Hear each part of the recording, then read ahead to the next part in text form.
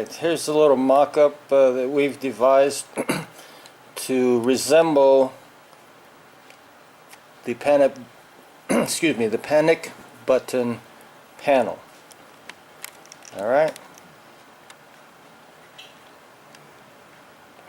Okay, here's his target side and the blank side. Eventually there will be a toilet brush like material right here so that he does not press this side.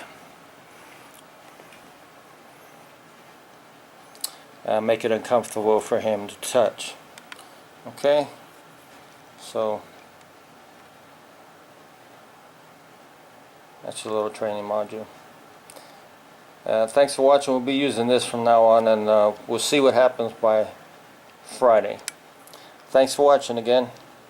Catch you then.